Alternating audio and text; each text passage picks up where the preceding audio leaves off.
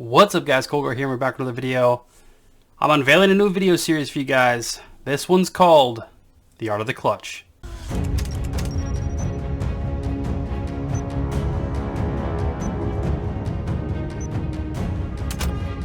Now in this series, I'm going to go over some gameplay with you guys of clutches that I've done and kind of walk you through my thought process and reasoning for doing the things that I do that helped me be successful in these clutch situations. Now, a lot of people have asked me to make a clutch guide, and I gave it some thought, and there is just absolutely no way that you can provide a one-size-fits-all explanation on how you should clutch. So hopefully, by me breaking down these scenarios, you'll be able to gain some insight and use them to create informed decisions when you're trying to clutch in the future. Let's get into it. No, right. Oh my god. Two pushing. Last man in this field. Correct.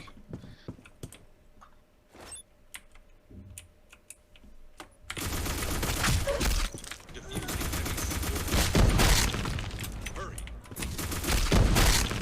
Ooh. He smoked you.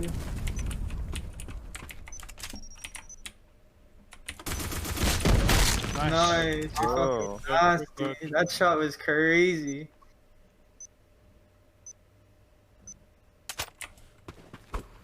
Diffused enemy bomb. I'm fucking cracked, dude.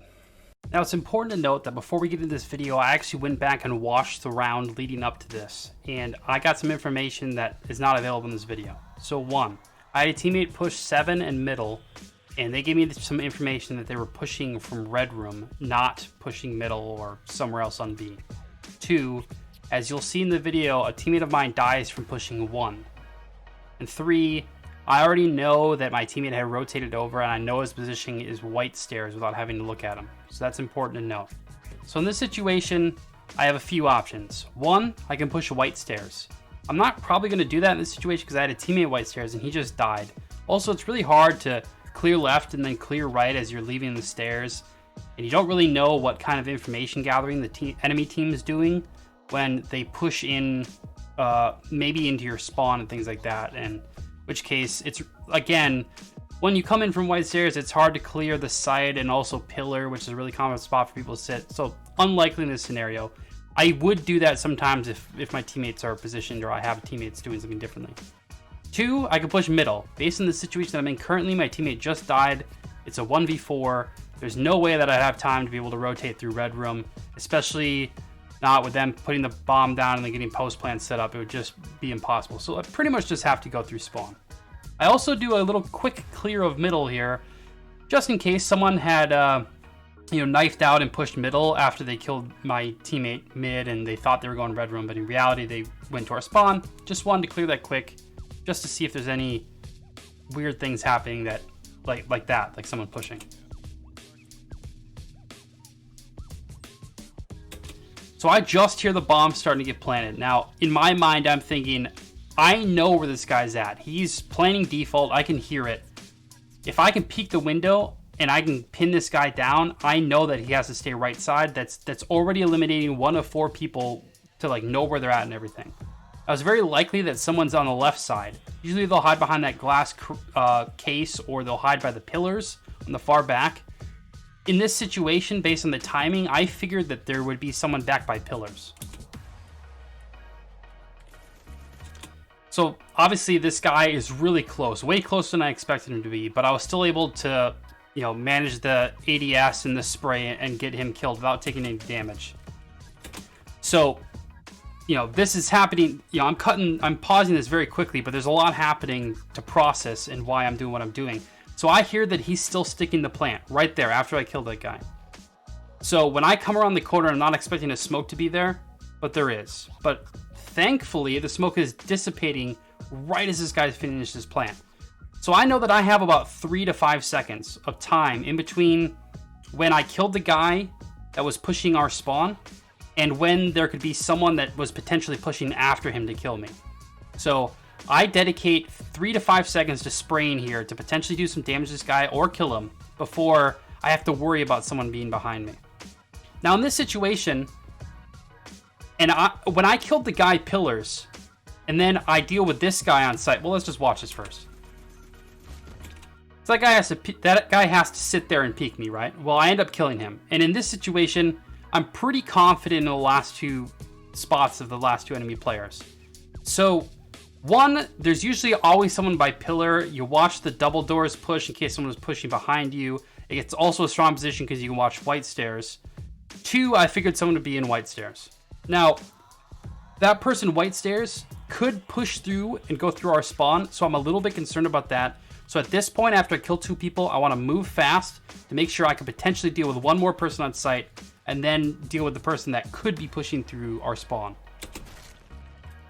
I try to take a different angle. Instead of just pushing through the pillars and, you know, being at headshot level, I figured, you know what? I've already killed two people. They're probably expecting me to just push fast because that is what is most common in the scenario. I'm going to jump up in the glass box and then I'm going to try to jump up on the bookshelf.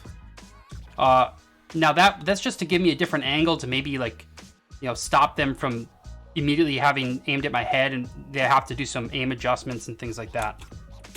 So I don't know if you caught this. I'm going to slow it down. 2.25.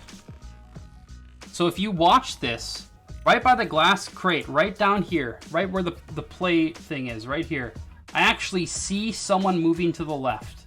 And then I see this person right here. So I know I no longer have to worry about someone being behind me in spawn. And now I have this guy up on top of the pillar. Now this surprised me. And thankfully in this situation, I just had a sick flick on this guy's head that ended up letting me get this kill. Now you can't always rely on just these insane flicks unless you have, you know, spectacular aim. In my case, I don't. In this situation, I managed to get a really nice kill on this guy, and I mean, it pretty much won the round for me at this point. But, you know, think about this tactically. If the guy wasn't on the pillar and I didn't get a flick, you know, I would still be approaching it a different way to change up the angles. So, I mean, I just hit a pretty nasty shot on that guy. It was kind of a reactionary flick, shoot a few times and then fall down because I know that the guy saw me. Now, something important to note here that absolutely changed this round, aside from the flick, was the fact that if you notice, I don't have a smoke. Down here, you'll see that I don't have a smoke. And the enemy, because I killed two of their teammates fast and I was pushing, they were actually throwing a smoke as I killed that third guy. Now that pretty much lost the round for them, because instead of me having to like wide swing someone and them clearly being able to see me, now I can work around a smoke when I work on my defuse. And remember, I don't have to worry about someone being behind me anymore. I know that the guy's white stairs. If he wants to do a fast rotate through our spawn, I have plenty of time to defuse. So I tried to do a fake defuse from an angle where he would either have to wide swing me through the smoke, which he would be hesitant to do, especially because at this exact moment he just heard the defuse. He's probably still on the left side. So I'd have some time there to deal with it. But at this point, I'm taking an educated guess. He's white room or white stairs by red room. He's probably not going to swing me because I could have gone over on the left side of the smoke. And I just take an educated guess that he's probably going to come to my left. He's probably going to want to try to work around the smoke and maybe push in and kill me. So at this point, sometimes you just have to take the 50-50.